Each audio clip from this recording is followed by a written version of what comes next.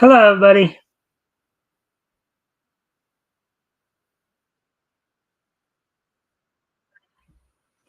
All right.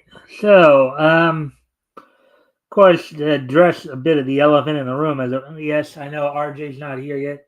Um, he is on his way, from what I understand. He messaged me back today that he's going to probably be running late because I guess there's some traffic issues. He's getting back from being with his family over the holidays here, so he'll be in soon though. Of course, well, happy December to everybody. Today is December 1st, 2024. So we're down the home stretch, as it were. We're down to the last month of the year.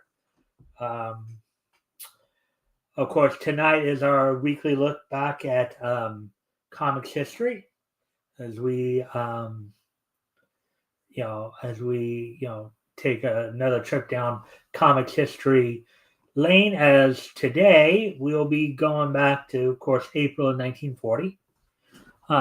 RJ just mentioned something. I'm in the chat. I'm also in my car. I'm still about 90 minutes from home. Oh boy. All right.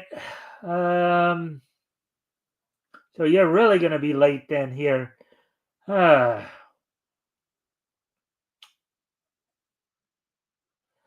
all right. Well, I guess if you can chat, I guess if you can comment from the chat, I guess I'm running the show myself tonight.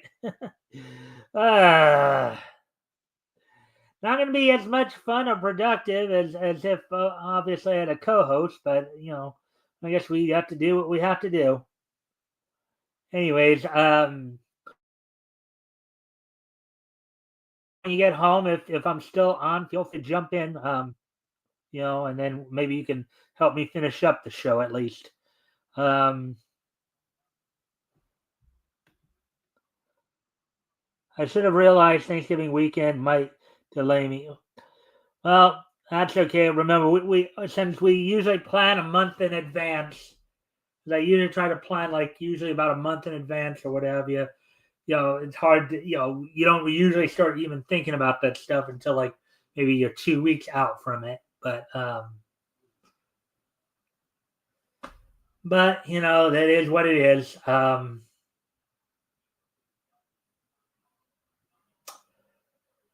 But with that being said, of course, so I said just hop in when you get home. Just hop in. Maybe you can help me finish off the show. It looks like I'll be doing the majority of the readings myself tonight. So, but you can still hop in and say hi and promote some stuff and what have you. All right.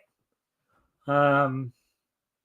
All right. So with that, um, everybody, I guess I'm on my own tonight here for the most part. Uh,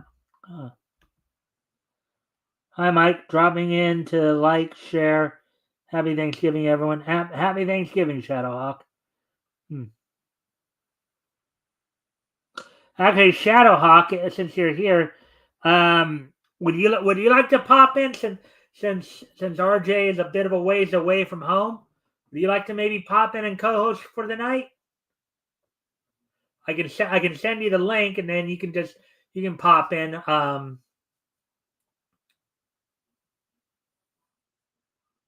And RJ can also pop in later as well. But,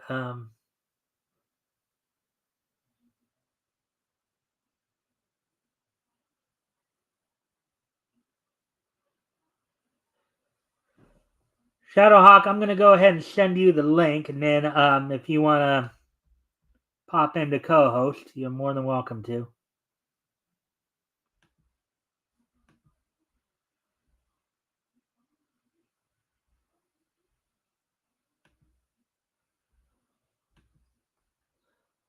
No, sorry, bro. You sitting down to dinner. Oh, okay. Oh well. All right. Well, I thought I'd try that, but anyways. All right. Well, at least if you keep it on, I'll try to keep you entertained here. So, with that, and RJ, again, feel free to pop in when you're ready. Um,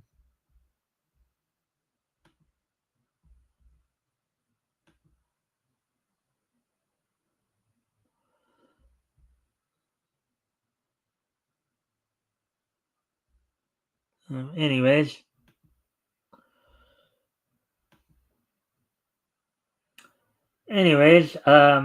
With that, all right. So let me first talk a little bit about so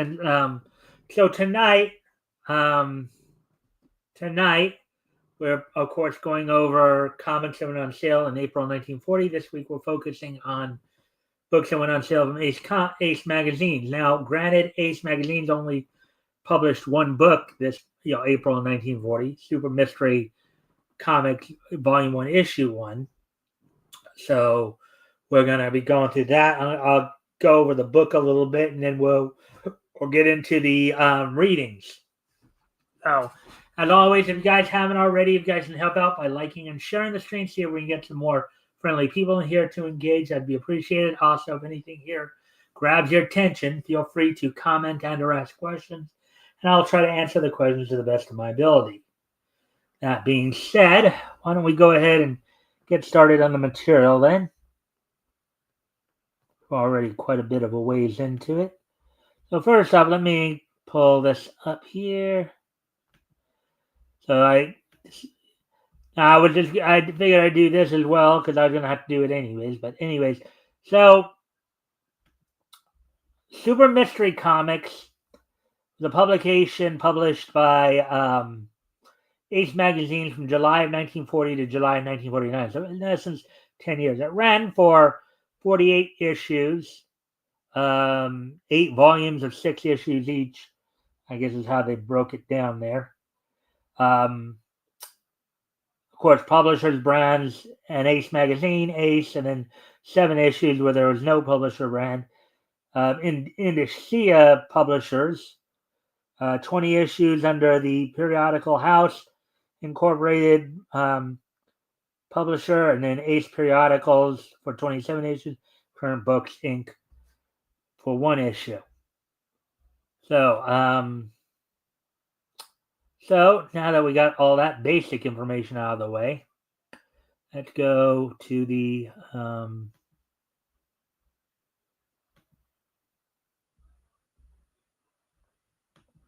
and get to the book itself, and then we will get started on the reading.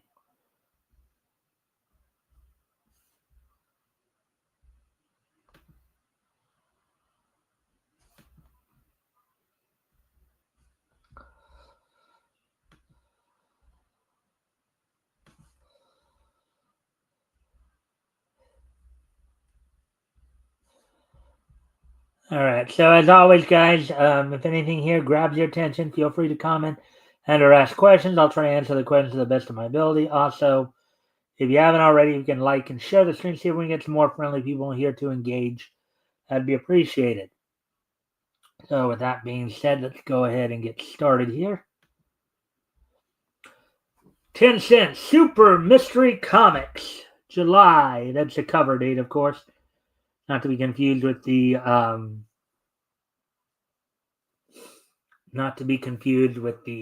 on sale date, which was April. New action, adventure, thrills.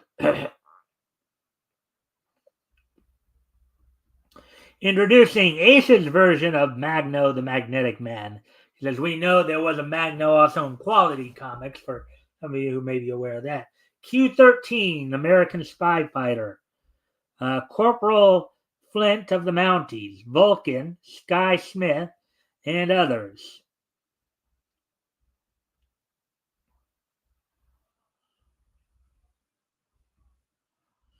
I'm guessing that might be Magno on the cover there.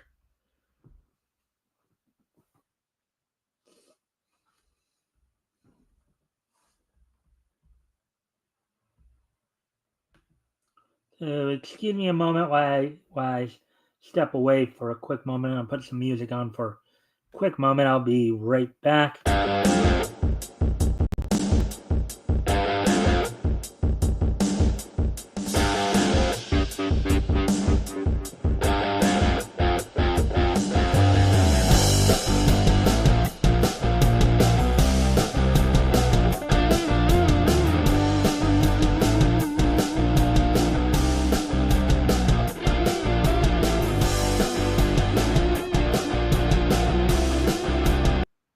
All right, I'm back. Sorry about that. So let's go ahead and get back to the get to the comic here at hand. The Sportfolio by Joe Archibald. The longest fight under Marquis of Queensberry rules to end in KO. 77 rounds. Harry Sharp knocked out Frank Crosby, Nameoki, Illinois, 1892. Now, mind you, of course, this was back in 1940, so there's always a possibility that some of these records may have since been broken. So let's see now. I've got a tennis thing here. On January 7th, 1936, Helen Willis Moody and Howard Kimsey volleyed a ball for 78 minutes without a miss. Total shots, 2001. Kimsey had to quit to give a tennis lesson. Wow. There's something interesting. All right, so there we go with the Sportfolio. Vulcan.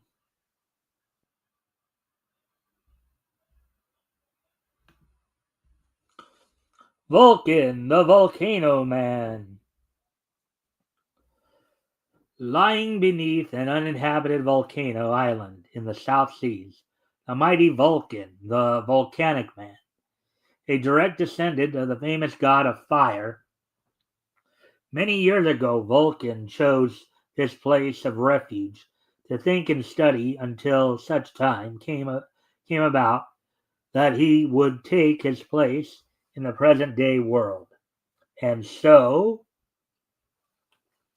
the soft silence of the South Seas is rudely shattered by the rumble of a volcano in eruption.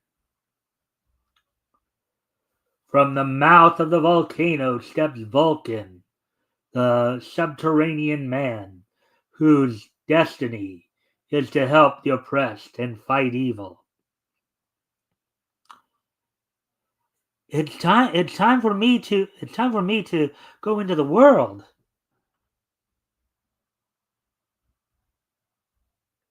Vulcan climbs into the volcano, which with a mighty roar hurtles him through the air. Over land and sea he is transported in the twinkling of an eye, landing in an American city.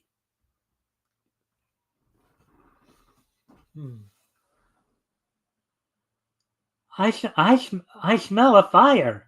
They may need my help.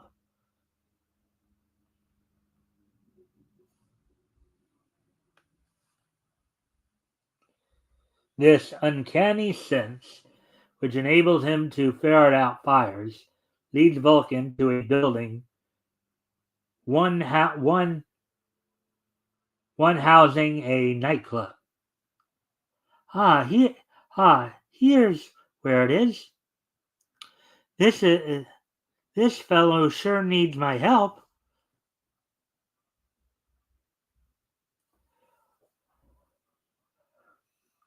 Fire being powerless to harm him, Vulcan brushes the flames back from the man's clothing. Come on, mister. Let me help you up. You saved my life. I'm Tom Warren, detective, signed to the arson squad. They call me Vulcan.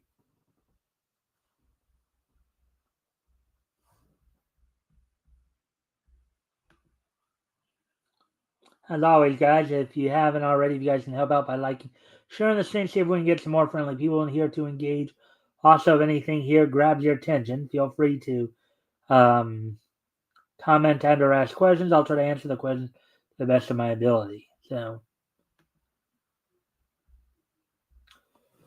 hearing terrified cries from the nightclub, Vulcan rushes in while the detective runs to summon fire engines. Who is he? He saved us from burning to death. You may all leave everything to me. You may all leave. Everything is all right. Out you go.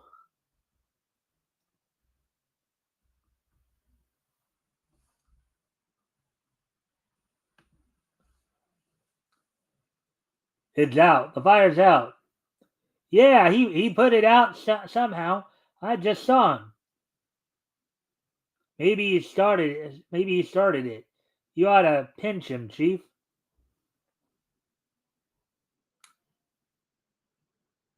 Pinch him? No, pinch him nothing. He's the best fire department this town ever had. Oh boy, that can't be too good for the fire department. uh, I won't stay here and be insulted. Then go and find a fire of your own. Oh man. Okay. The descendant of the god of fire is getting into a yippee yap contest with the fire chief. That's funny. Oh boy. uh,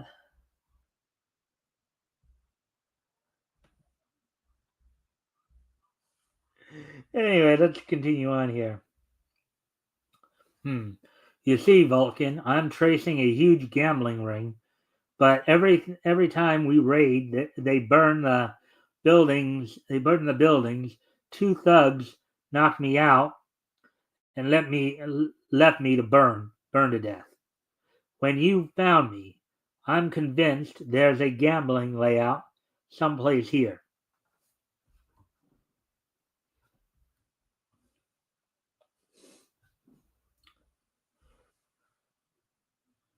There is, my friend. Right there is my friend. Right through that door. Oh wait. Huh. There is, my friend. Right through that door over there. As the detective and Vulcan start over. What's this? Hmm. A kerosene can. That's how they started the fire. As they examine the can, two gangsters come through a charred door. There's that cop. Thought we killed him. What's that with him? What's that with him? We better get them both. As the gangsters open fire, Vulcan leaps before the detective. Watch this, you fools!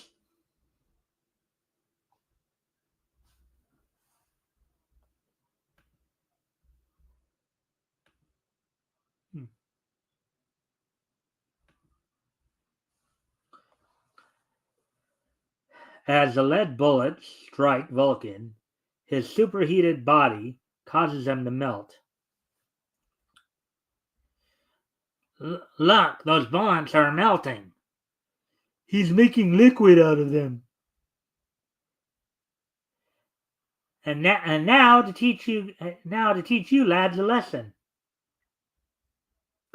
Seizing the guns from the terrified thugs, Vulcan causes the weapons to melt. He's twisting our gaps into pretzels. I'm getting out of here. Not before you tell me who bosses you and misuses fire. I guess a little a little hint into his motivation here, right? Doesn't care for the misuse of fire. Try and find out We're not going to be taken for a ride. Yeah, come on and pinch us. That's a good idea. Vulcan touches their arms. Intense heat emanates from his fingers. Stop! I'm burning alive! I'll tell. He might be at Oak's warehouse on First Avenue.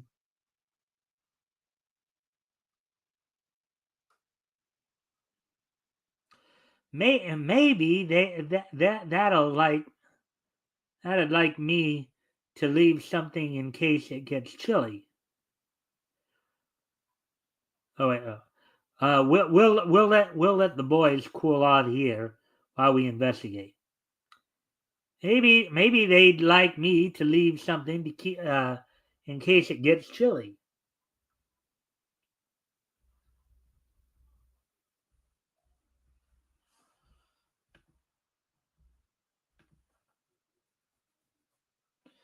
And RJ, if you're still listening, of course, pop in whenever you get here.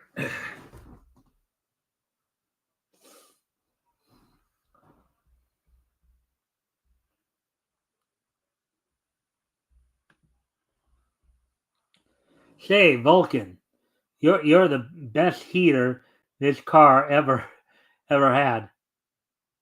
Heater? This thing is like an icebox. Brrr. uh,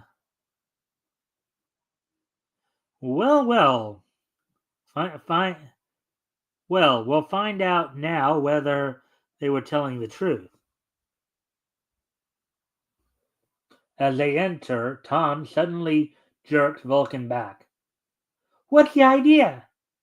Sorry, but you'll have to be careful. This place is loaded with gasoline and oil. I was afraid you'd release some fire. I'll be careful for your sake. Thanks. Look, hey, somebody's coming. Again, not his ignorance of the real world went against him, and lucky thing he befriended the detective there, who kind of helped him to know not to walk into a building filled with gasoline and oil, uh, as he might inadvertently set it off. A bunch of crooks in hiding set upon Villain and Tom. Vulcan, unable to use fire, shows his physical powers. Boy, you sure can handle those fists of yours. Yeah, but there's a truck loaded with gasoline getting away through the side door. Maybe they're starting another fire. And I do need to step away from the computer again one more time. We'll be right back, but I'll put some music on while I'm gone.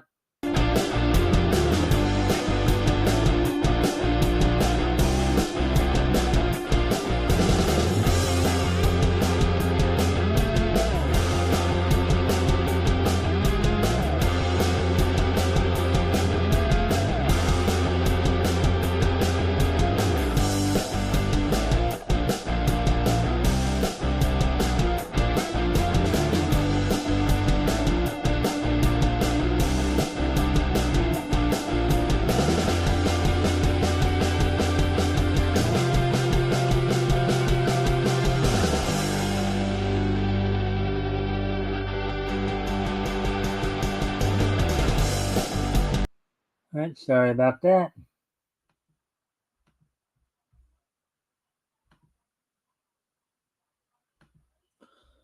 Anyways.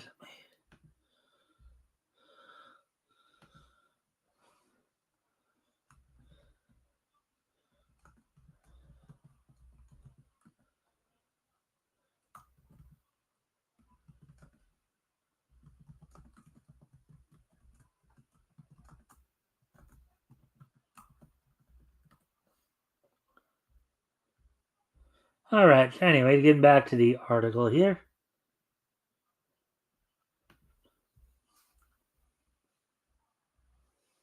All right, back to the story.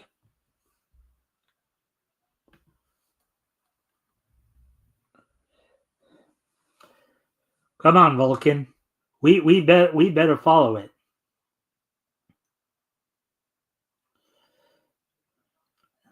Darn it, no matches. Here, try this.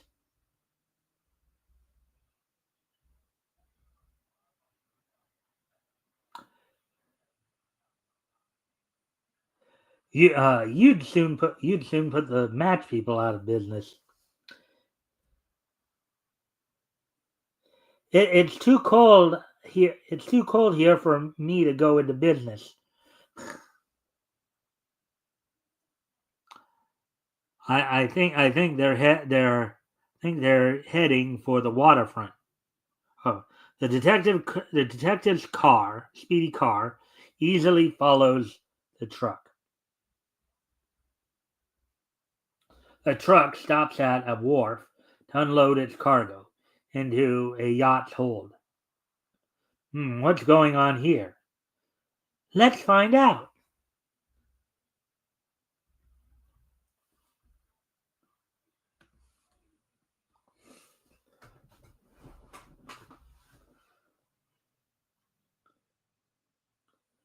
I don't think they'll see us here. The hostile eyes look down as a thug operating a lifting derrick spots them.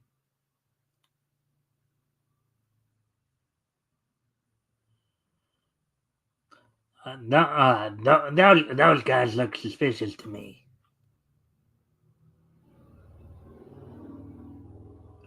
The derrick, bearing a huge wooden crate, is directed at Vulcan and Warren.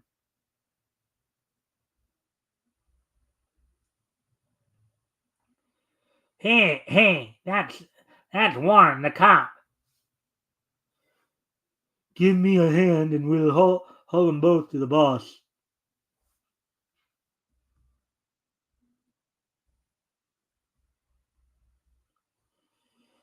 The unconscious pair are taken aboard ship. All right, interesting way to put the tail on that word balloon right there. We ought to get a bonus for this.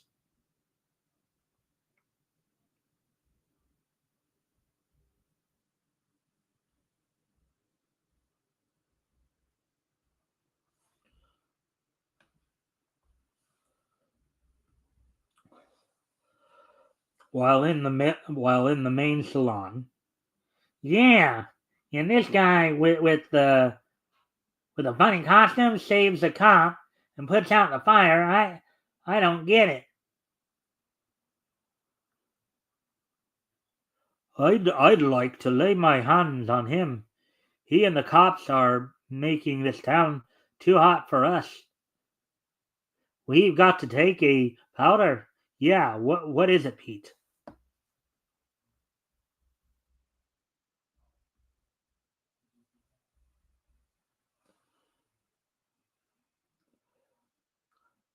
Boss, I just laid a copper low with my derrick, and there's a dope in a funny uniform with him.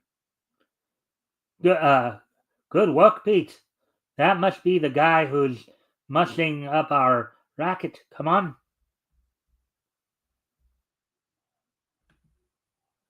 Hey, Rick.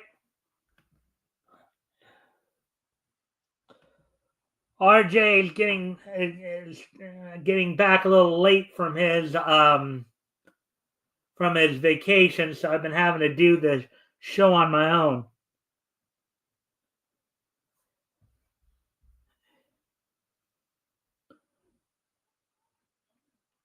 You want to pop in maybe until he gets here?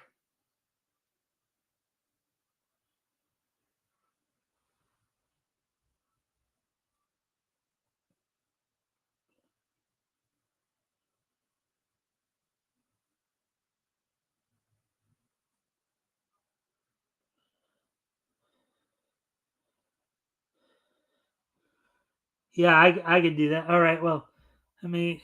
I'll go ahead and have the link ready. I believe.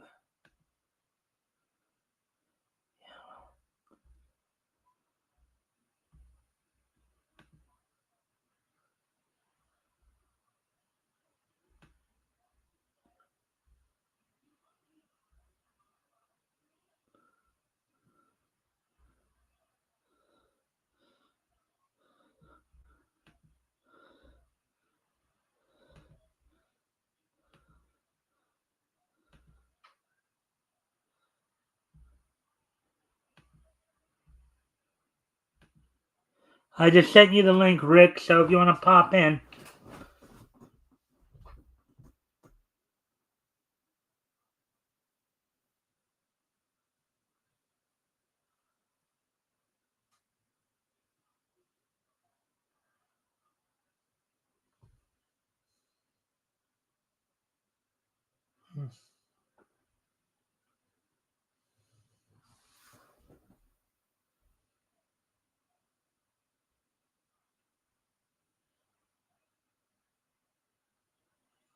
I'll go and read a little bit more and come back in a moment to see if you're here yet. Oh, there you are. There you are.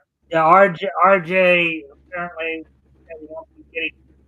He's on his way home, but he won't be back until probably like probably till close to the show's end, more likely. But I still Yeah, he'll still make it. You know, but it's always better yeah. when you. I don't know how much of this story you've caught me reading thus far. So Just this any page, I believe. huh? Just this page. Oh, okay. So you don't really know what's been going on. This is Vulcan, the volcanic man that I'm reading now. So, anyways, just chime in when you if and when you have anything. Say, I'll just finish this reading on my own here, and then you can join me on the next story of Yeah, reading. sounds good. So Warren and wait, so Warren and his pal. Well, we'll take care of both of them, especially this other monkey. Be careful, boss. He's dangerous. I don't think he's so hot. Oh, if only you knew. I don't know what the guy's powers are, but with Vulcan, the volcanic man, I could just imagine. Yep, They're probably definitely heat based. yep. Go downstairs, boys, and get an asbestos fire curtain from the gambling room, and some good strong rope, um, and an anchor, um, from the ship's storeroom.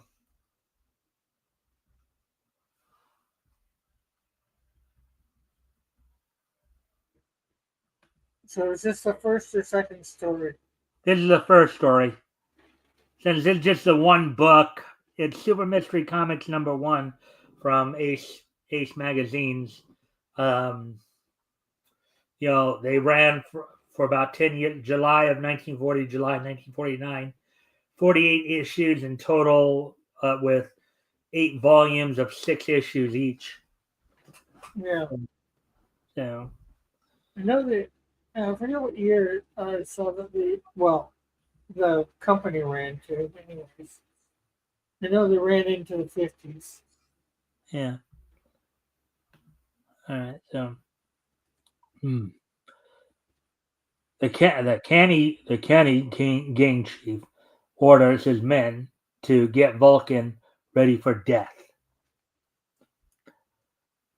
I think that will do the trick, boys. But we better wake him up so he'll appreciate what we're doing for him. Oh, jeez. What? Bad guy's being stupid. Wake up the good guy, so he's gonna kill him, so he has a chance to escape. Right. What? Who are you? Just the guy whose racket you tried to muscle into. The boss knocks him unconscious. Wake him up just to put him unconscious. Yeah, that's leave it to the bad guys.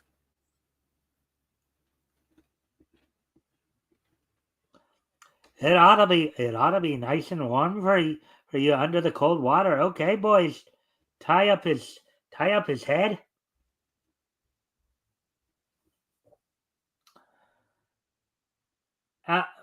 After putting an asbestos covering on um, Vulcan's head, the crooks prepare to throw him overboard. How about you go, baby, and get a good night's sleep?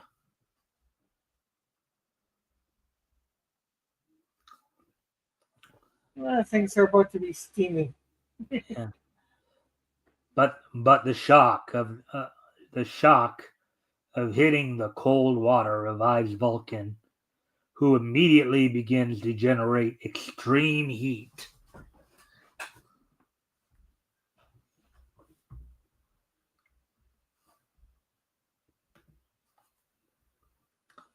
As the heat penetrates the asbestos, the hemp rope um, starts to smolder.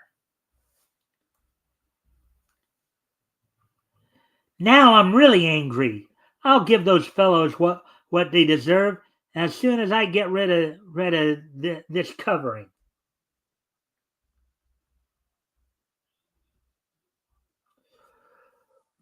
Vulcan streaks toward the surface after escaping from his shroud. Ah, there it is. I must rescue Warren too.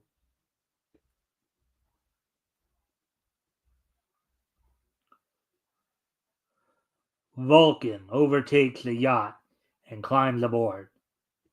And hello, Warren, where? Apex. Oh, what was that? Apex is in the chat.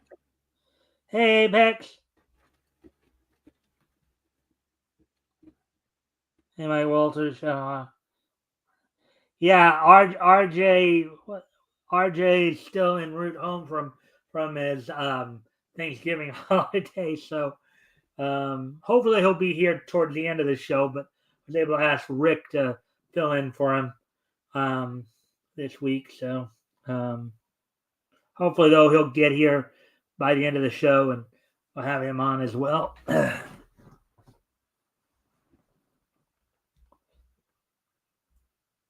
Anyways, if you haven't already, if you can help out by liking and sharing the stream, see if we can get some more friendly people in here to engage, that'd be appreciated. Also, if anything here grabs your attention, feel free to comment and or ask questions, and I will try to answer the questions to the best of my ability. So, here we go. Vulcan overtakes the yacht and climbs aboard. Warren, where are you? That guy's a miracle. Huh. That guy's a miracle. We've got to get out of here. As Vulcan finds Warren, he doesn't realize the big boss has ordered his men to set fire to the yacht, then flee. Let's see.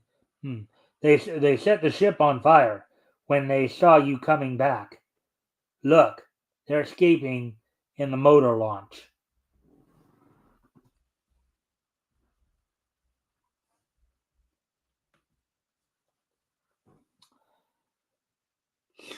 Swiftly, Vulcan gathers the flames into his arms and extinguishes them. Look at that, Rick. So there's one of his powers right there, Rick. What do you think? And Rick steps away. Just as I ask him something, he steps away. Oh, funny, funny, funny.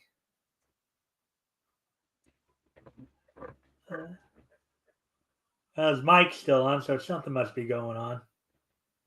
Yeah, I just went to grab something to drink. Ah, well, there's one of his powers right there, Rick. He's a one-man fire department.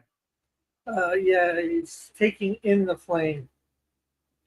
Yeah.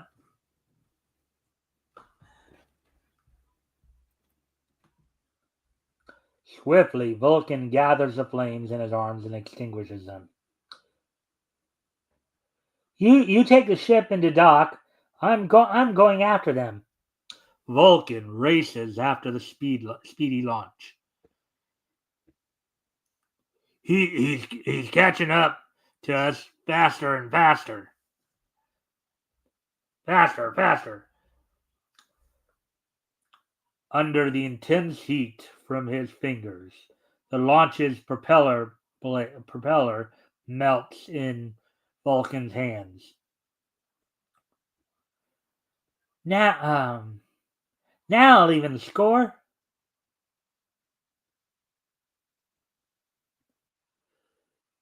We'll surrender. Don't don't let me burn to death.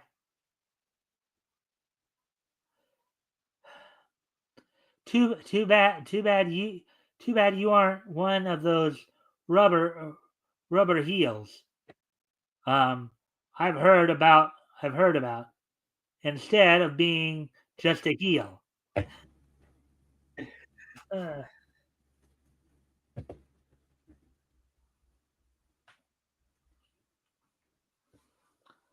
well, there they are. Next time they'll know better than to misuse fire. What they are going to get is a dose of electricity in the electric chair. But say, how about you joining up with me?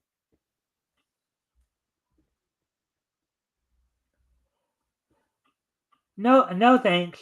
I'm going out to see if I can find some trouble of my own. Like how he said that? Yeah, Oh boy. And there are many other fascinating adventures that face Vulcan, the Volcanic Man.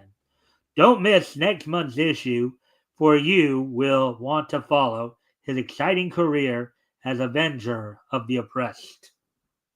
So I know you kind of came in a little late on the story, Rick, but based yeah, on what you did catch, overall impressions? interesting. Vulcan, of course, is one of the, I think it's Greek or Roman gods. Roman. So I believe he's the Roman god of fire, and yeah. this character is actually the descendant of that god. Oh, okay. So So, anything more to say? um, not that I can think of at this time. More just because I didn't catch a lot about him. I only caught like maybe a third of the story. You since this is a new comic company, you probably went over a bunch of that stuff at the beginning. I take it. Yeah. Well, I actually had read an Ace magazine's comic once before, the Surefire #1, few months, Oh, during the last rotation. So, but what I did do, of course, I went over just some of the basics about this particular, super mystery comics. You know, yeah, basically talking about its run and how many issues and all that. So yeah, and maybe some of the characters that appear in it, like Vulcan. yeah. I'm actually gonna have a Vulcan in my thing, who is actually supposed to be the Roman god. But All right. So, he's anyways, I guess we'll move on then. There's Corporal Flint, the Flame Maiden.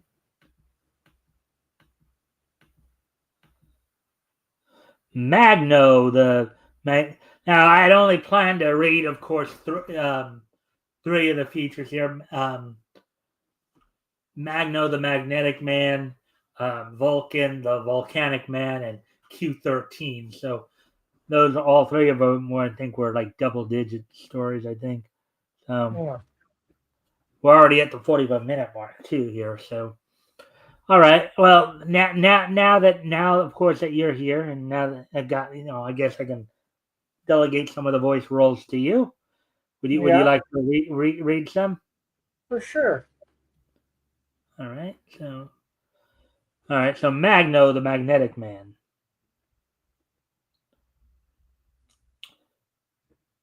Seldom has the world seen anything so strange as the powers possessed by Magno. Before I continue here too, of course, this is Ace Magazine's version of Magno the Magnetic Man. As I mentioned earlier, um, Quality Comics also had a Magno in their ranks as well. So, not to be Yeah, confused with people seem to Quality. like to do a people seem to like to do a magnetic man at some point. Yeah. Like Magneto. Mhm. Yeah. Mysterious and mighty, Magno is able to draw to himself anything of metal. In addition, he can hurl himself through space, attracted by anything metallic. With such powers, Magno could rule the world. Instead, he chooses to devote his life to fighting evil of all kinds. Throughout the nation, a highly organized band of crooks, led by the octopus, is making a farce of law and order. I'll let you do the preacher here. Our city must be rid of these menaces. In the offices of the local paper, boy, rush this editorial to the composing room. Maybe it will stir the authorities into action against the octopus gang. Now this guy looks a little bit like Clark Kent. Hmm. The guy sitting down. Hmm. In the second panel, the first. Second. Hmm. And in the office of the mayor,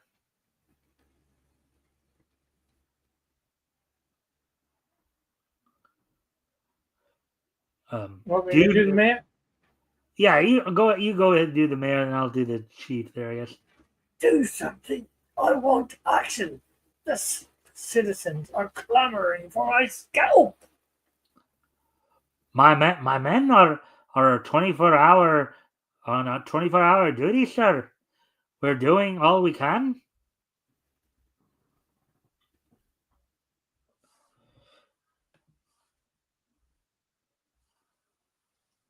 All over the United States, it is the same. In Los Angeles, you can't get away with this.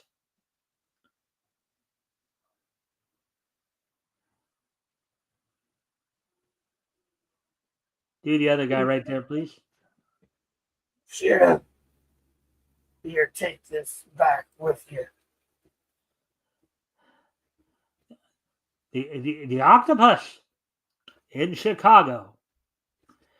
Don't move for 5 minutes, any of you. The mark of the octopus again. I'll let you do both of those.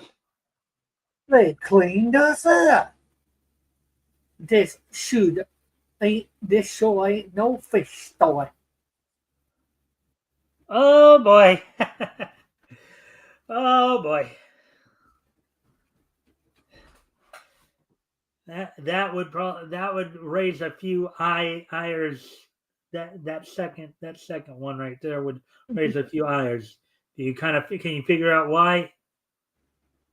Possibly Chinese or something like that. Well, it does seem like a bit of a stereotype based on what we can see there, but not Yeah, necessarily Chinese.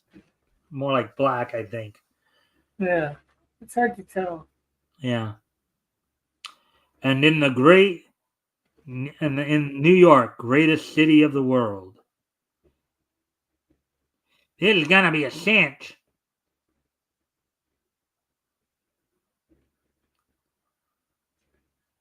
Hey, look on the alarm box.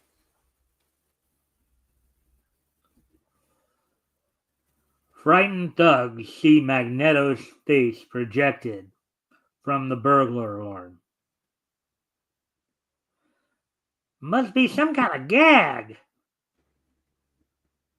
Listen, it's talking. Your reign of terror is over, gentlemen. I advise you to leave immediately or you'll be in jail within an hour. The bank bandits turn their guns on the apparition. That will do you no good, gentlemen. Goodbye until the police come.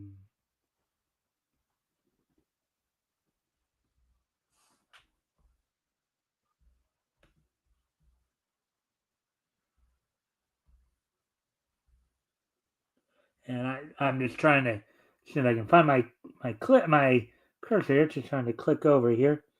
See if anything news popped up here. No. All right. Say, do you really think he's gonna call the cops? Don't worry, the octopus will take care of us and him.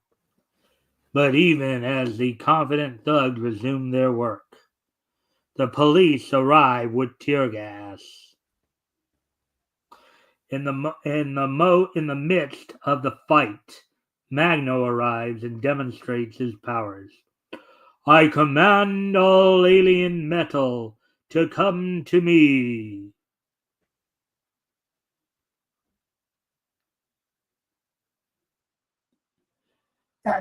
That's black magic. Hey, give me my gat.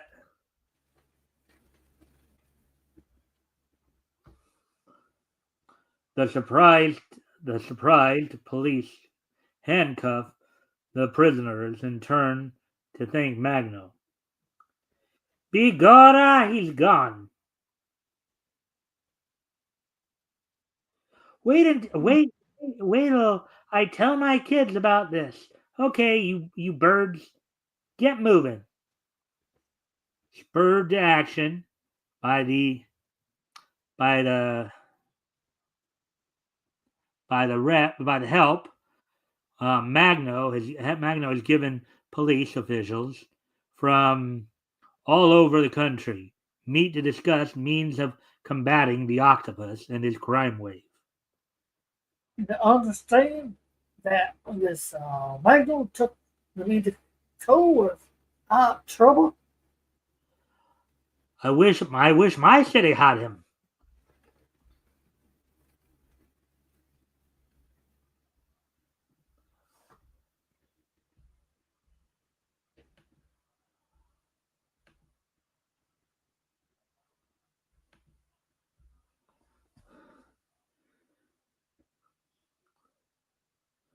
Do you think Professor Beale will be able to help us?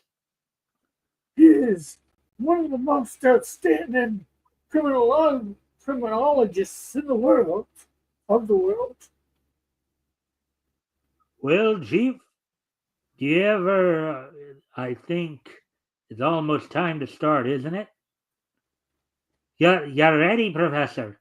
Well, go in. You don't have to tell me what's on your minds. I know the octopus. Yes, you're all certain that the crime wave is being engineered by a master criminal with a name as fantastic as his sense of humor. And speaking of fantasy, what of that Willow the Wisp I have heard about, the man who calls himself Magno?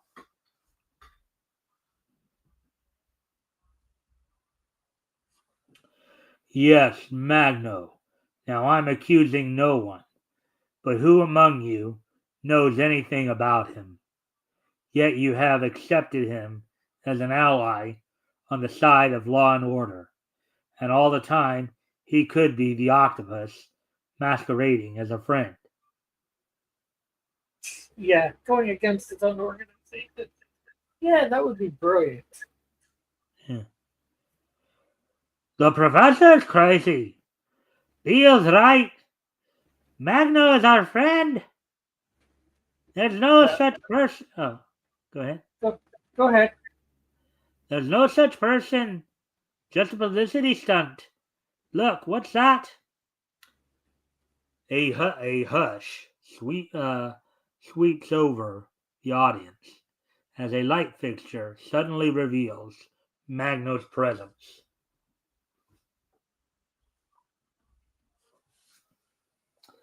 No, no! I I have only one question to ask you, gentlemen. Have I yet been found disregarding law and order? Listen to me, gentlemen. How do we know he isn't using his aid to us as a cover up for his work as the octopus? At Beale's words, Magno seems to become angered.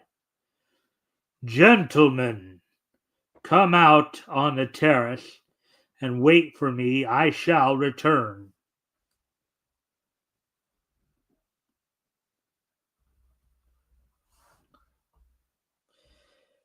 Yeah, I think at times doth. Have you ever heard the expression "doth protest a bit too much"? Yeah, he could I'm be the thinking. octopus. I'm thinking possibly the professor might be the octopus. Yeah, or an agent, anyways. Yeah. As the commissioners go out on the terrace, the sound of gunfire is heard below. It's a hold-up! They're raiding the jewelry store.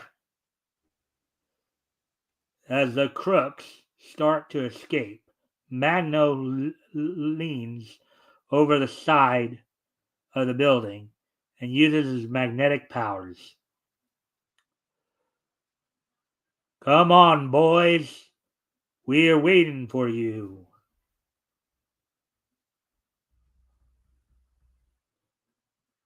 On the street below. All right, so I went out of order a little bit. Anyways. And deposits the car and occupants on the terrace. There, gentlemen, is the loot that should be proof of my intentions to aid you. Hold him till the wagon comes. But before the chiefs can recover from their surprise, Magno is off through the air, taking a captive with him. Now, my friend, unless you want to be dropped, tell me where the octopus hangs out. I wonder who he took with him. Maybe the professor? Or just one of the regular books.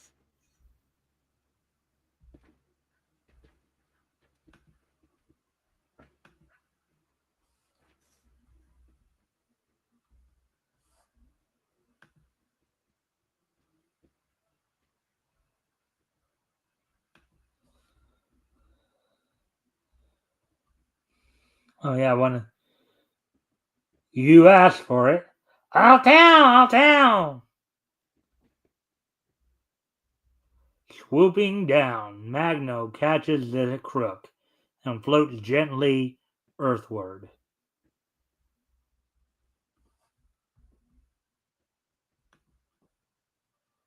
Hey, Carrie. Thanks for popping in there. Oh yeah, Gary.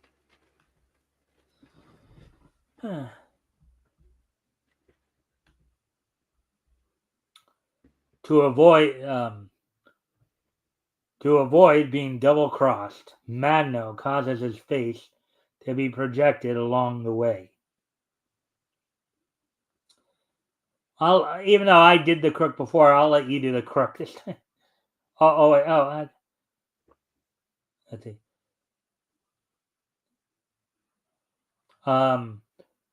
You're sure this is the right way? Yeah. Only follow, yeah, only follow me. It makes me jittery. Meanwhile, in the hideout of the Octopus Gang, leaders assemble for the weekly meeting of the Board of Directors.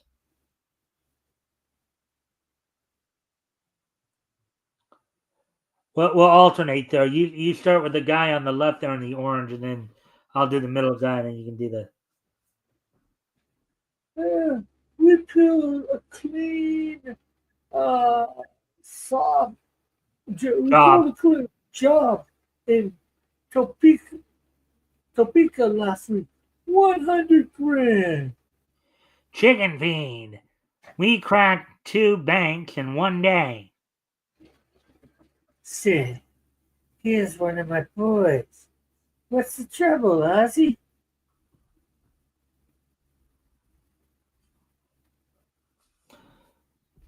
Coached by Magno, the crook tells of the jewelry holdup failure. The cops snapped us on the jewelry job. What? What? You lost all that ice?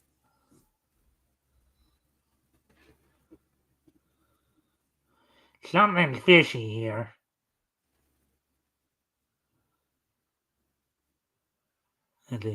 Yeah, the octopus is too smart, and we're too well organized for the cops to get us.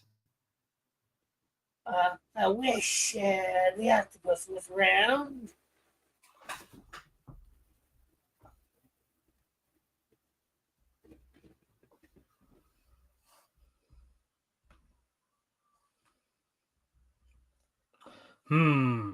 Quite a syndicate of crime.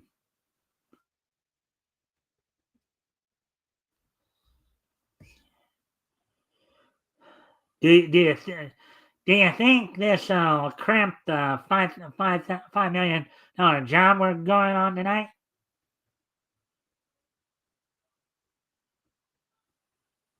Am I? I don't think I'm the next guy. I might be the guy after.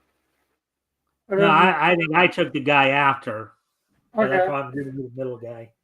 Hey. Yeah, that's in the bag. Hey, look, he's coming on screen.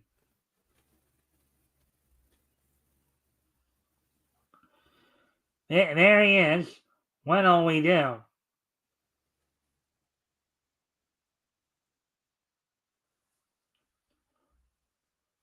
Yeah, I gave you the guy in the green hat Yeah. there.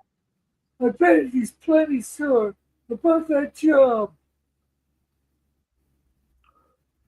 Right, I am sure, but the octopus can forgive, if necessary. Otherwise, for your failure, I would wipe out the entire gang. Now listen carefully, twice. We have been thwarted, but only the octopus knows why. The reason for your failure is a man named Magno. He is our biggest enemy and must be exterminated. But where can we find him? We can't bump off a ghost. Yeah, that guy's a regular Willow the Whiskey. No such thing, gentlemen.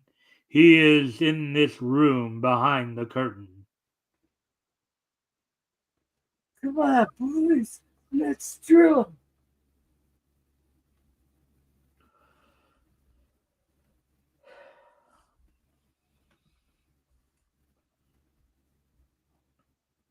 Wait! Use your fist. Guns are useless against his powers.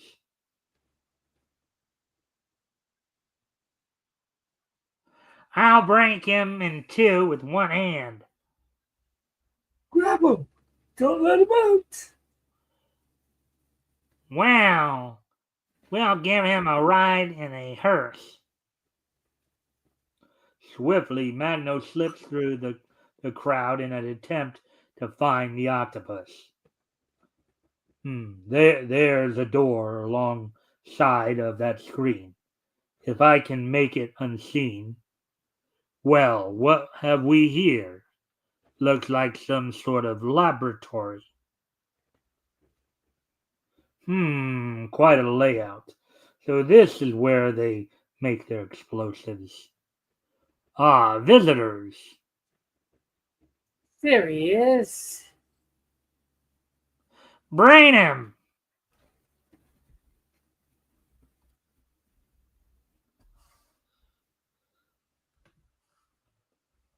But Magno grabs the test tubes and hurls them at the crooks. Goodbye, boys. Be seeing you.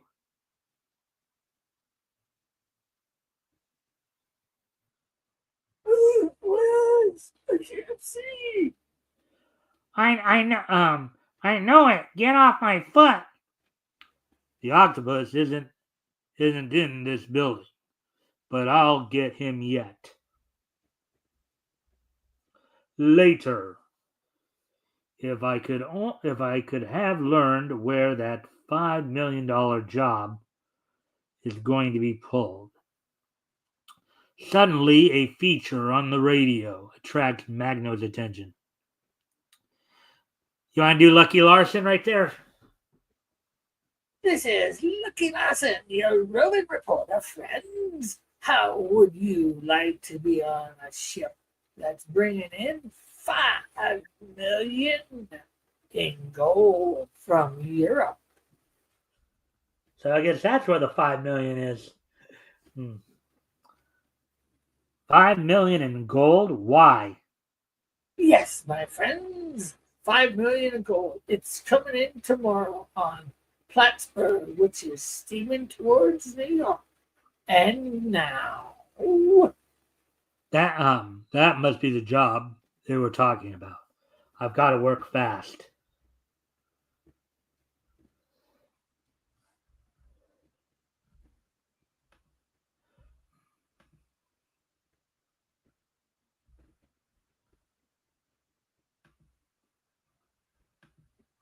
We're past the hour mark already.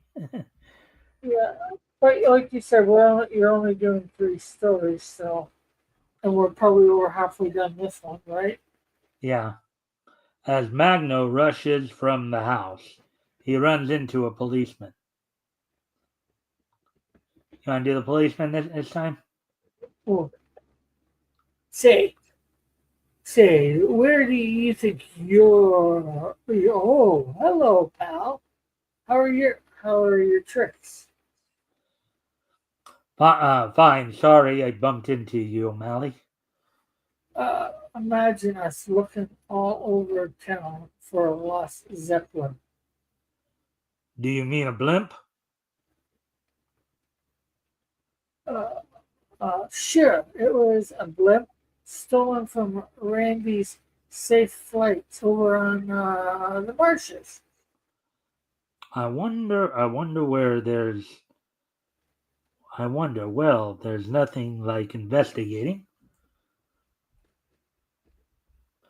An instant later, propelling himself by magnetic force, Magno arrives at Randy's.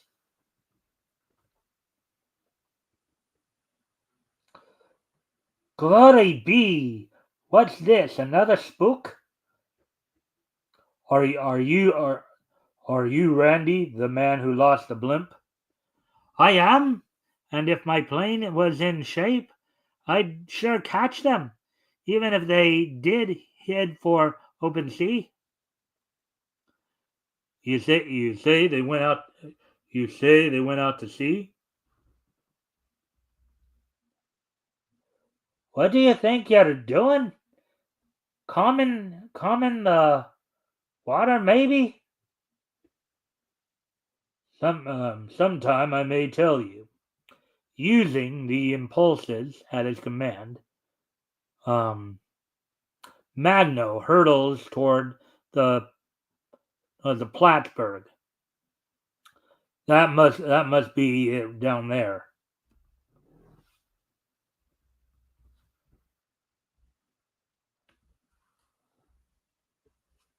A split second later, he lands on deck.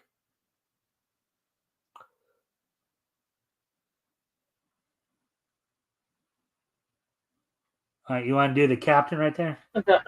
Who are you? I'm on the trail of a gang of crooks. They got away in a dirigible. Dirigible. Dirigible. Um, and with $5 million, Hey, what are you doing? I, I'm I'm going for a little spin.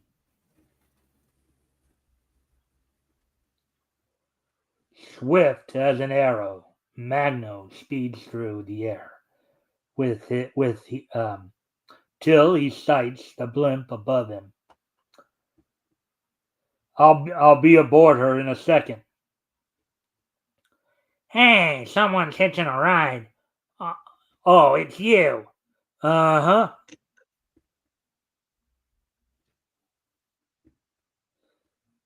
Before the surprised crooks can recover, Magno is in the cabin of the blimp's gondola. Me gat, he's taken it away. Gimme that. I'll give you something instead.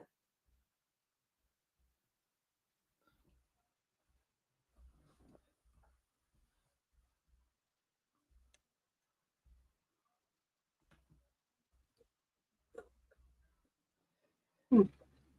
Where, where, where's the octopus? Tell me, or I'll drop you outside. He's in the rear of the ship. Magno rushes to the hiding place of the octopus.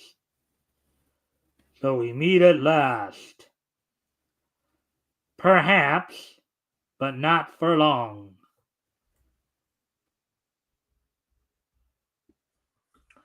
Before Magno can stop him, the octopus hurls a chair at him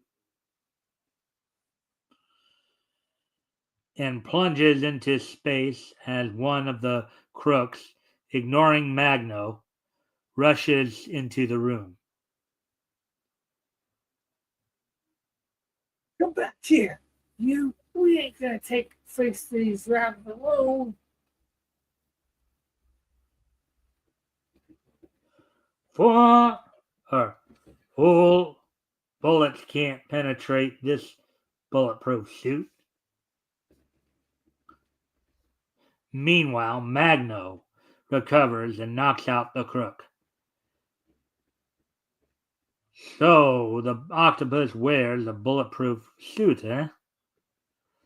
All right, octopus, up you come. Yeah, because I believe bulletproof suits are made of metal, right? Yeah.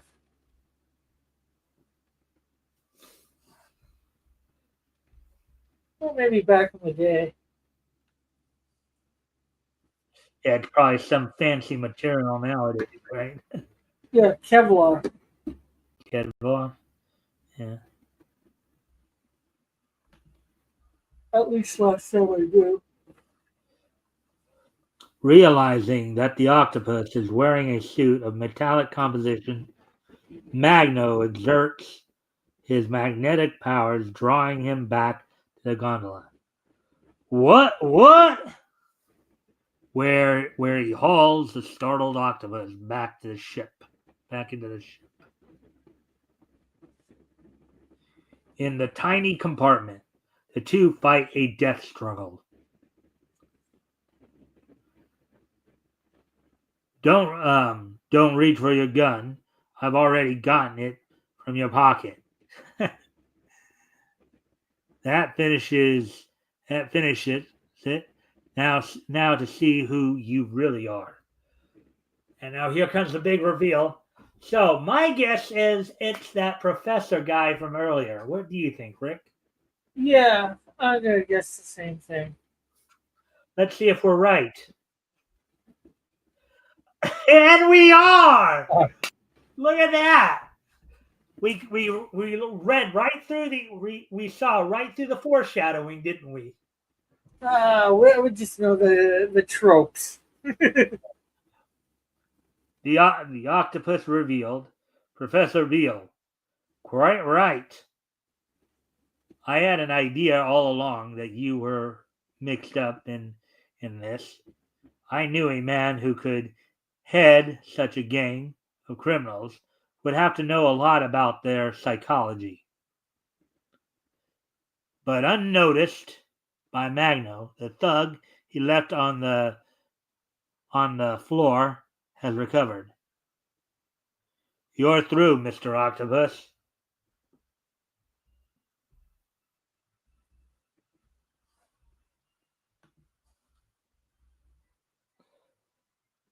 Warned by instinct, the Magno whirls around as Beale makes a desperate dash for freedom. I'm not through yet, but his hand misses the chute, and his terrified screams ring out as he plunges into space.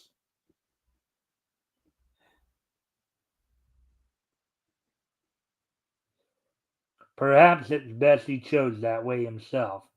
And now for you and your friends.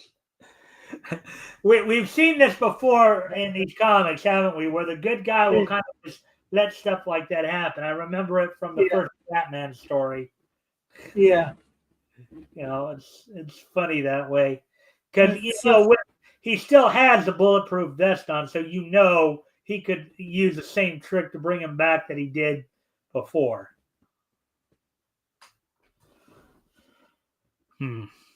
Back in the main compartment, Magno sets the stabilizer. This robot pilot will take them to the field. Meanwhile, I've got to tell the police. An instant later at police headquarters. Look, it's talking. It's our friend Magno. The octopus is dead. Go immediately to Randy's field and arrest the crooks with 5 million in stolen gold in the blimp. Now, on its way there. That is all. And as the blimp cruises over New York, maybe the police will believe now that I'm their friend. In the next issue of Super Mystery Comics, you'll enjoy new thrills and adventures with Magno, the Magnetic Man. All right, Rick, overall impressions. Not too bad. It seemed pretty well believable. The writing, I think, was pretty good. Uh, Interesting character to start to get to know. And as you might see here while we were reading it, I drew him up. Not greatly, but I got him there. Magnum. Yeah. What did you think of the writing of the story? Yeah, like I was saying, the writing was pretty good. I'm not sure. I don't think there was any really unbelievable portions. Well, Yeah. no, I think I commented on one. Or was that the story before? Yeah. I think it's pretty standard fare for Yeah. a superhero slash gangsters type story. Oh, yeah, that's for sure. Yeah, it was a typical fashion story for the era. You know, a gangster or whatever making money. Well, criminal organization because this is more. This goes above. I think a little bit above your regular, mob boss gangster. This is a super villain, Uh-huh. putting together just a bunch of.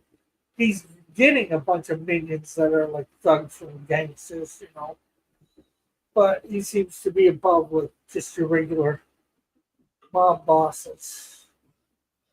Although he didn't really have much of a get up himself, just enough for one to hide his face. All right. So anything more you'd like to add to that? Not that I can think of at this time. All right. While you get the next story ready, I'm gonna Yeah. drink the Well, we're at lemonade. hour 20, so we're making good time. That much is Yeah, certain. So Q13 was going to be a lot. As I said, the three that I picked for tonight were kind of lengthy anyway. So there's Sky Smith, the Flying Ace. There we go. Q13, America's Spy Fighter. it's gonna probably. I won't be able to hear you. Some of the lemonade and go into the washroom. I'll be right back, Mike. All right. All right. So I know I've been doing the majority of the reading tonight, so I think I'll keep that up here just because things are a little screwy tonight. But anyways,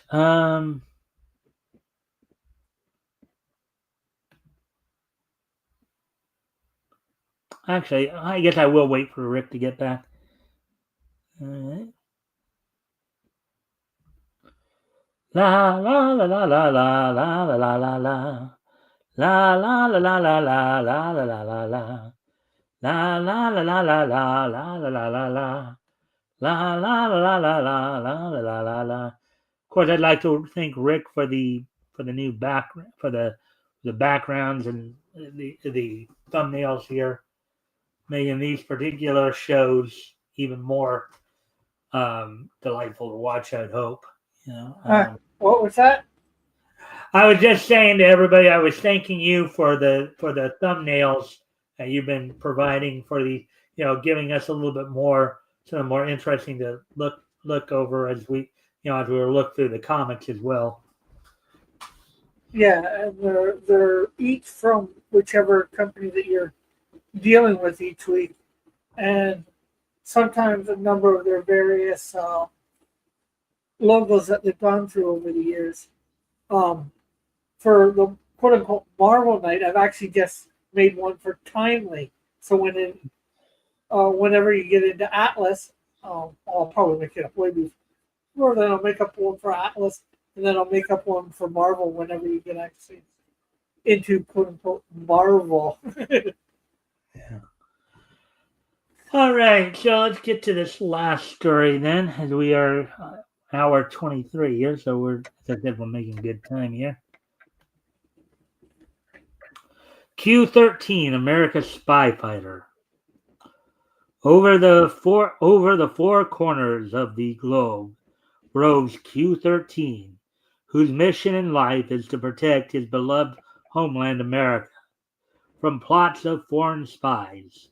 As our story opens, we find Q13 dining on the terrace roof of a hotel in mysterious Istanbul, Turkey.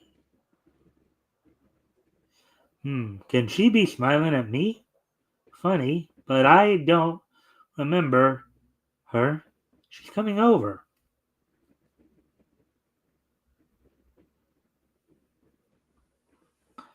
I'm afraid you've mistaken me for someone else. You're wrong. I happen to know you're an American secret agent. How interesting. Stop being silly. I'll come I'll come to the point. You and I should hunt stolen blueprints together. Man, she is quite direct. Don't you just love Yeah, women are that direct? yeah. Wish I could get a few more of those in my life, or at least one. Yeah. Hiding his surprise, Q13 tries to laugh off the girl's request. Nice weather we're having. So you're you're going to be foolish, are you? Angered by Q13's coolness, the girl turns upon him. All right, fool. Now the fun will start. Oh boy. Are they fighting or is this foreplay? Bit of both. Right? You better go and take that dope who's coming now with you. He's not coming for me. He wants you. Oh wait, you want to do this guy right here? Okay. I saw these pigs insult you. Countess Elisa, one Prince Dragov shall protect your honor. See, I challenge you to a duel. Yeah. Um. See. Yeah. All right. Okay. Though sensing a plot, Q13 consents to the duel. We need no seconds, and you will need no doctor. On guard. I'm ready. Q13 definitely parries the Russians' blow, the Russian swift blows. He is no fool with a sword. With a deft snap of his wrist, Q13 soon sends the sword spinning from his opponent's hand.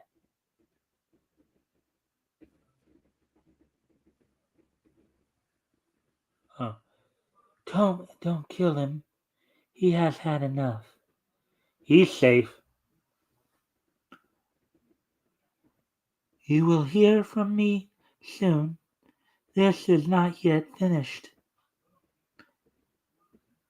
It will be a pleasure.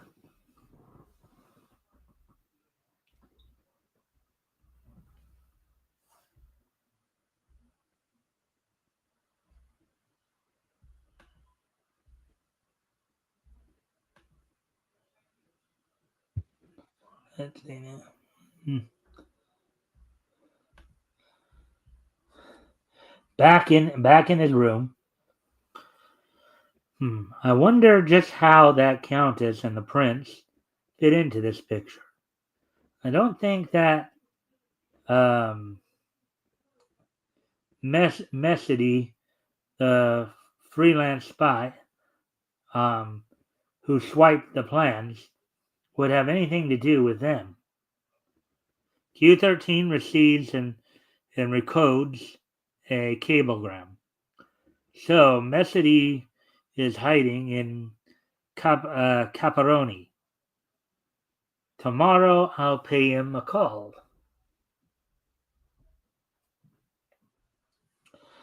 But next morning, the countess has plans of her own. You want to do that guy right there? So, you think this Q13 here is to retrieve blueprints stolen from the United States? Maybe. I know it. And if Turkey had those prints, it would enable your country to trade them with big powers for important concessions. Realizing the force of the girl's argument, the wily colonel promises aid. I can assure you, neither of us will regret this. Good. This note orders all Turkish officials to aid you.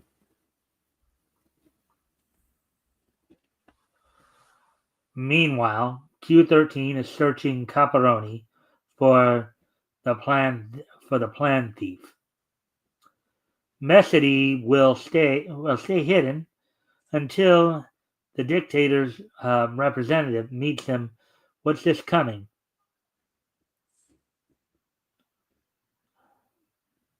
Uh, I'll halt, let you do it. Okay. halt, go no further. What's the big What's the big idea? I'm an American citizen. That may be, but my orders are to arrest all foreigners in town. Pending investigation, you will be taken to jail.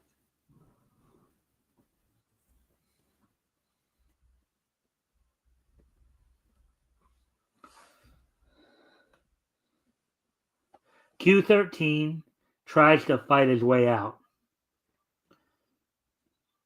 but superior numbers overwhelm him and he is taken prisoner. You will pay for striking me, my friend. Go and tell it to the American consul. This old jail is pretty rickety. Outside, a horse strays away from the house, from the noise of merrymaking soldiers. I wonder if I can get away with it.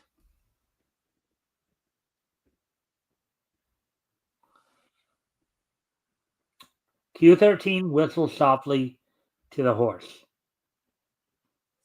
tying the rope to his barred window.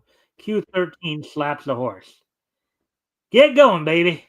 I've got a lot on your nose. If that ain't true. Oh, that's more like a racing term, I believe.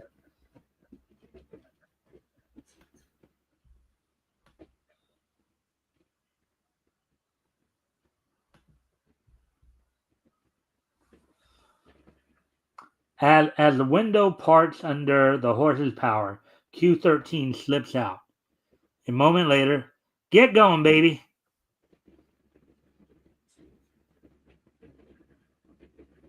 The American agent is getting away.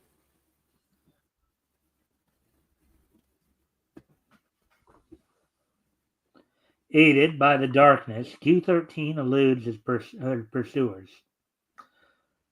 According to my information, Messity is hiding in there. Well, a pair of lovebirds, the Countess and the Spy. I believe there was an actual movie called that, The Countess and the Spy. Yeah, I can believe it. Like probably from around this time, or maybe a little later, but yeah. Yes, I'll marry you tonight. If you bring the plans to me, now I must be going. As the Countess leaves, Q13 watches for Messidy's next move. I'll follow him.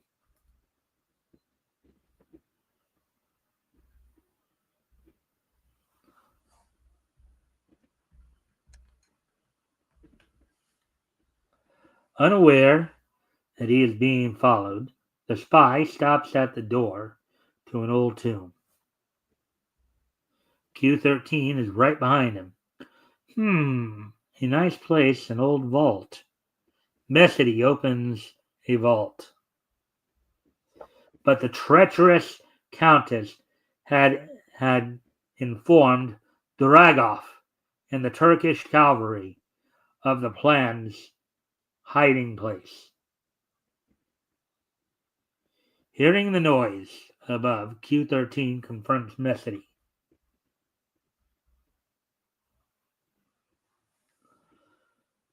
Don't shoot! I'm a friend! They have no friends. As Duragov fires, killing the spy, Q13 grabs the blueprints.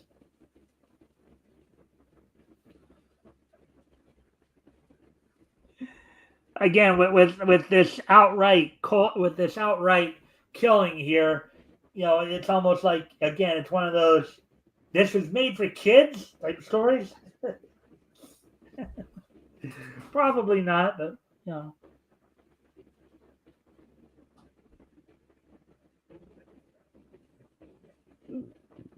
right, so let's see.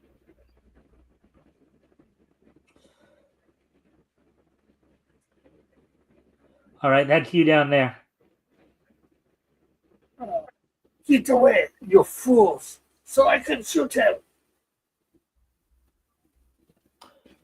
You should have learned it suddenly. Q13 grabs the lamp, Messity brought and slings it at Dragoff. You should have learned to duck. In a fitful light, Q13 hides the plans in Dragoff's Shako. There he is. Get him. I've got him. Look, I've looked everywhere. The plans aren't here. Where did you hide those plans? Maybe I had a friend sneak them out for me. Peg, soon you'll die. Wait. Actually, Rick, Oh, I think in this case it's pronounced pig. Pig? Yeah, Pig. not peg. Oh, Pig. okay. Like, Yeah. because he's trying to speak the English word pig, but Yeah. because of his Russian accent, it sounds more like the long E as opposed to the Yeah. short. I get you. Yeah. Pig, soon you'll die. Wait, someone is coming upstairs.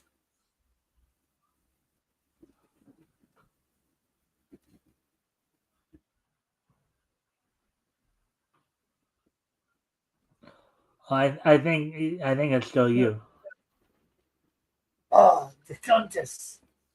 But we have him. But he has the plans. Don't worry, we've got a way to make him tell. The Countess shows her order to the cavalry captain and is permitted custody of Q13. It's a pleasure to serve so charming a lady.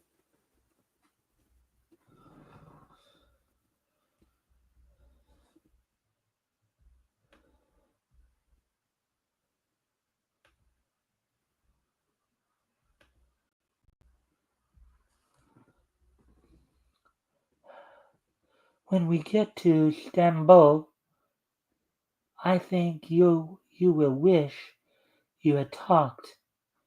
Quiet, please. The gang's hideout in the shadiest part of Stamboul. Inside, my friend, we have fine welcome waiting for you.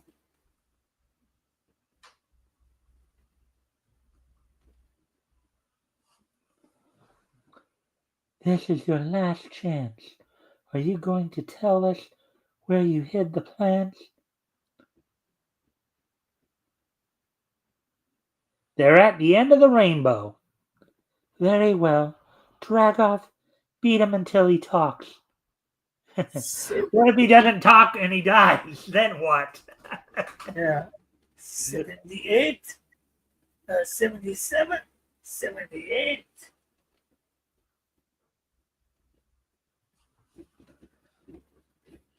Despite the excruciating pain, Q13 remains true to his cause. I can't go no further. The fool is unconscious. Throw him into the cell. The unconscious Q13 is dragged to the cell. Fool, such a display as only an idiot would attempt. Well, we shall be back.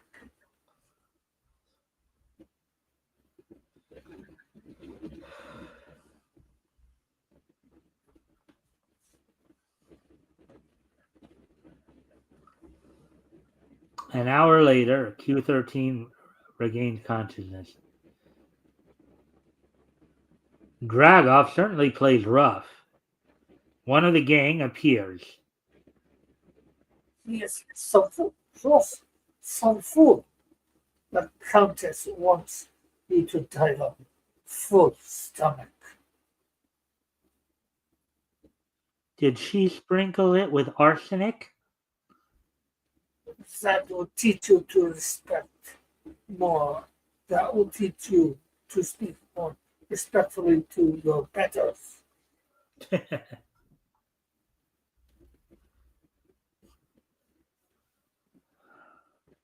This is the first time I've ever tried this stunt. Say, it's getting lighter. Dawn must be coming. Going to the window, a heartening sight meets his eyes. A United States destroyer. If I could only say they're using the heliograph.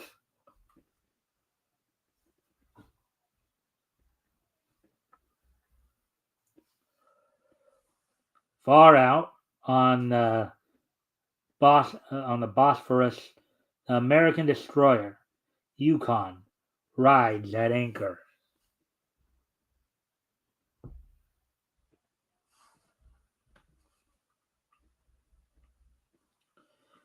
As Q-13 watches the destroyer use its heliograph to signal another ship, an idea comes in. That shiny plate, if I could only work it. With that bright sun, this ought to do the trick. Swiftly, Q-13 sends out a secret call for help. Okay, before I continue here, Rick, Yeah. what do you think a heliograph is? Some sort of light thing. Yeah, I would say with the word helios is I think Greek for sun. Graph is I think Greek for writing. So Yeah. I think what it basically is a communication device that basically uses sunlight, in Yeah. terms of things like Morse code and stuff like that. Yeah. You know how I don't know if you've seen this in some cartoons or some shows or whatever, or sometimes people will use you know A uh, flashlight or whatever. reflect lights in almost like a Morse code like way. Yeah. Hmm. All right, so back to the story then. And on the destroyer, you want to do the crew there? Hey, Joe, take a look towards land. Isn't somebody sending us a message?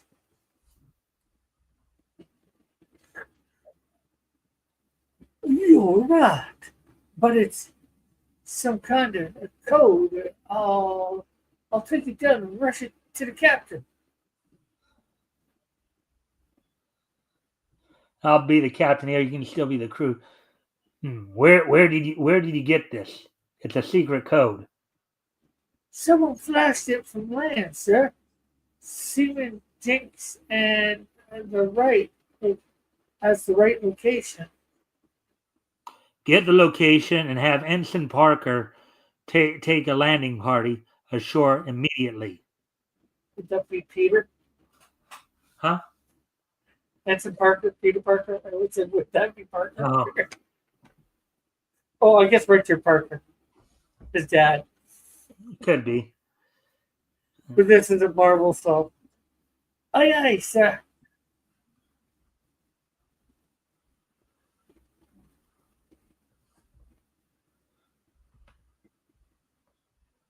But I don't even think it would have been might have been more like Ben Parker because Peter was technically born in the.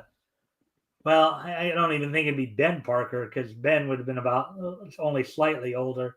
But Ben and Well, Richard Parker would have since Peter was basically being raised in the '60s. They would have been kids around this time if they were even alive. Ben and well, Richard, if that was the case. But as you said, this isn't Marvel's universe. This is Ace's universe. So yeah, while it could be that Ensign Parker may be named Ben, Richard, or Peter Parker, but they're not the Ben, Richard, or Peter Parker from Marvel. They're yeah, would be Ben, Peter, or Richard Parker from Ace Comics universe or Ace Magazine's universe. Yeah, but no. Well, Peter was 15 when he became Spider-Man. So put that back 15 years. When he was born, 63, I think, is when he came out. 48. So yeah, he would have been born in 48. Well, no, like Peter would have been born, um, yeah, 48. So his dad could have technically I been, guess you're right. I guess you are right there. It could have been he and yeah, Ben, but um, anyways. Meanwhile, just as Q13 concludes the message and is awaiting an answer, somebody's coming. So it's you. Thanks for the food, and that's all. Look, why don't we throw in our lot together? We can outsmart the Turks and make a lot of money. She's looking to play whoever she can play with. yeah. Stalling for time, Q13 pretends to be debating proposition. I don't know. Maybe you've got something there. You won't regret it. Come on, tell me where you hid them. I told you at the end of the rainbow. Very well, you fool. Let's see. He wants more torture. The other was only a rehearsal. I thought he would just, so I took Uber, Liberty, Liberty. Liberty, took liberty of bringing a few of our friends. In answer to Dragov's summons, the torturers appear. The irons are hot in the waiting for our friend. This is your last chance to talk. Otherwise, first your eyes, then your tongue. Come on, and get it over with.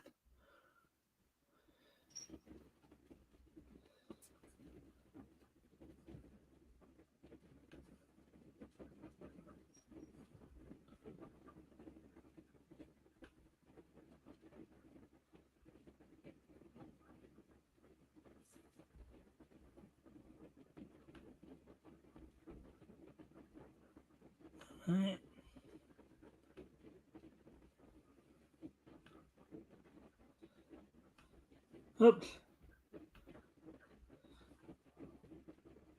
Suddenly, a guard bursts into the room. You see my wallet? No. What is my wallet? Quick, mysterious we must escape. Sailors are coming upstairs. In your coat, maybe, Anita? Oh, uh, did you bring anything with you downstairs to the church? No. Hmm. Stop that, Big Rutsky. As Dragov tries to flee, Q13 grabs him. What's this all about, sir? I've got some stolen plans um, here for delivery to Washington. I'm Q13.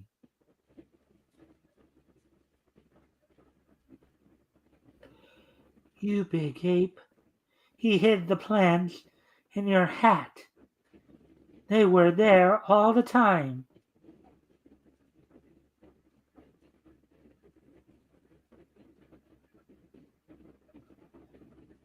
You're Dragov. No, no, isn't that could I help it if my head didn't feel heavier? I got cold in it anyways. later on the destroyer. Yes, Q13, Washington sent us here to aid you, and it's a lucky thing you found us. Well, the plans will be safe with you, taking them back to the Secretary of the Navy, but I've got to be getting along. They've given me another assignment. What new thrills await Q13 in his war on spies and secret agents? Don't miss the next thrilling story of Q13 appearing in the next issue. All right, so let's see now. So 50 minutes of, let's see now. Those were the only three we were, let's see.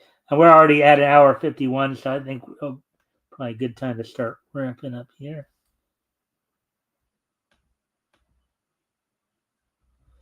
Sands of Doom.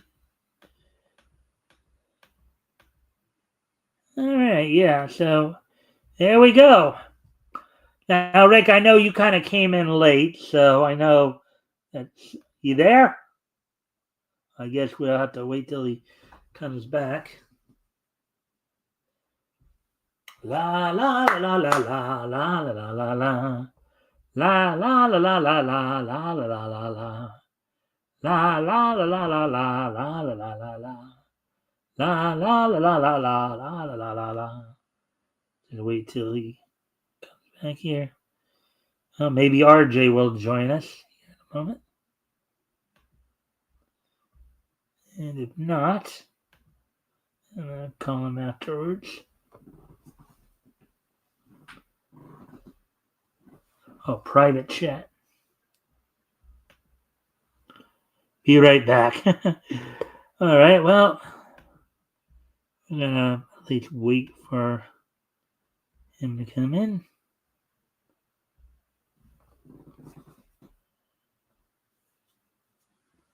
Just trying to help my cousin find her wallet quickly. Hopefully, won't be too long. I can't Okay. hear you. I'll put the headphones on. Yeah. Well, I was going to ask you about your overall impressions of all of that story, and then go through them because we're getting ready to finish off here. La la la la la la la la la la la. La la la la la la la la la la la. La la la la la la la la la la. La la la la la la la la la la. I'll give you a call when I'm done with this.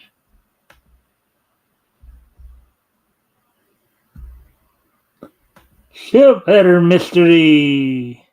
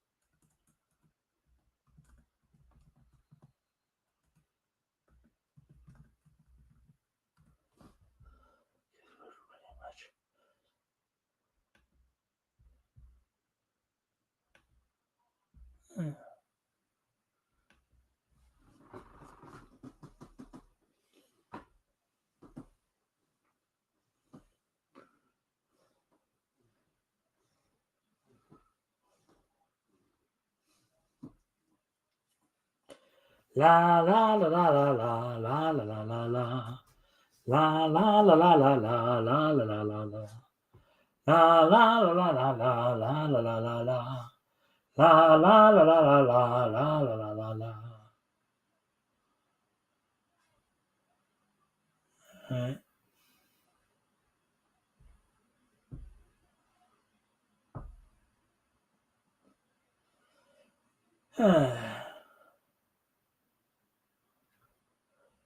Well, I don't know Yeah, when you're. Oh, are you back? yeah. Hold on. Did I you? haven't found it. What was that? I just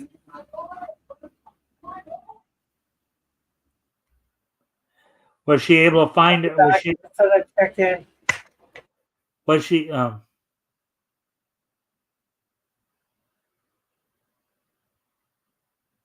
Hmm.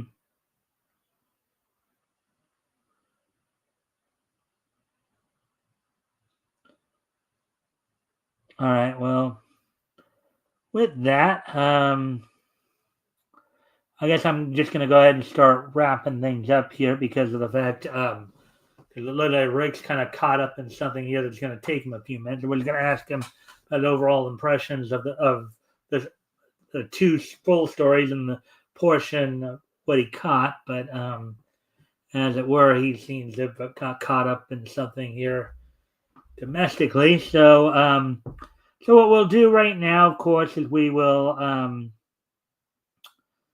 I will go ahead and with today being, oh, you back? Yeah. Yeah, I'll get that later, Anita. I'm with my buddy here. Was she Yeah, able to find her wallet or no? yeah. It's somewhere where she doesn't normally put it. So. Well, that's what happens when you don't put stuff back in the same exact place each and every time. Yeah. But anyways, okay. Well, now that you're back, I was about ready just to go right into the this day in each history. But now that you're back, I guess I'll ask what I was going to ask. First off, what were your overall impressions of this last story? Pretty good. I liked it. It's a more obvious. It was more of the spy type one, which is interesting. And just like a lot of the stories are beginning to. I can't see any real big plot holes in it or any at all from what I read. So it's good to see that the writing's getting better in that sense. Mm-hmm. And this from a fairly newer company, but they're hiring, shall we say, better talent or talent that's become used to this style of writing for stories. All right. All right. So, with anything more you'd like to add before I ask my next set of questions here? Can't really think of anything. So, for the first Okay. question, So let me move on then to the next question. Of course. Now, granted, I know you only kind of caught like the last portion of the first story, so I do take that into account. But of the stories that you read that we read, I know really you could only fully probably talk about two of them, but which would you say was the one you liked the most? probably the first one of the ones two that I read with you, and it's probably just more because it's a little bit more super heroic and all that. It was neat. Although this one, the second one, it didn't fall that far behind, really, because I think it was fairly interesting. The whole woman trying to get away with the guy and all that, and then him hiding the plans right in plain sight and all that. That was pretty interesting. So you'd say that Magno was probably the one you liked the most. Yeah. And yeah. What was which one did you like the least? Yeah. Well, again, like you said, I didn't really catch the first one, so I'm not even really counting that. Like I caught like the last couple pages of me doing it. So probably Magno is the one you like the most between the two. But they were both still pretty good. It wasn't like there's a huge discrepancy there. Yeah. Between the two. So. Like I said, the superhero thing probably just nudged Magno into the thing. And as you can see too, I tried to draw Q13 here. All right. Well, with that then being said, of course, today is Sunday, December the 1st, 2024. So we're going to take a look back at this weekend in Nietzsche history. So, first off, First off, we're going to go back to yesterday, the lone thing we have from yesterday.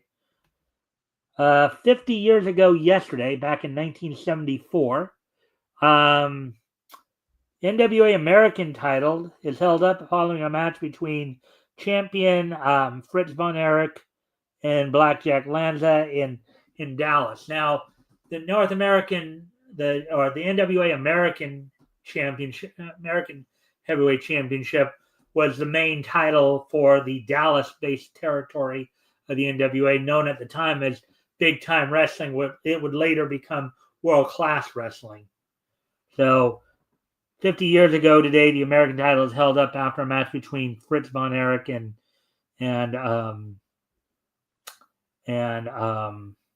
Blackjack Lanza. And if Fritz von Erich sounds familiar to you, because that was the patriarch of the von Erich family, as in Kerry, Kevin, David, all those.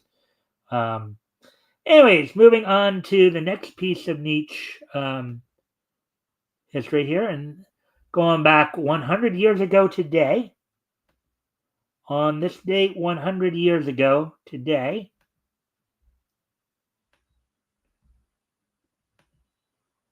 Well, that's a long time ago, 100 years ago. yeah, Walt Disney's Alice and the Three Bears premiered in movie theaters on this date back in 1924. Of course, this is still during the silent cartoon era. Virginia Davis, I guess, is doing some of the vocalization of Alice or what have you.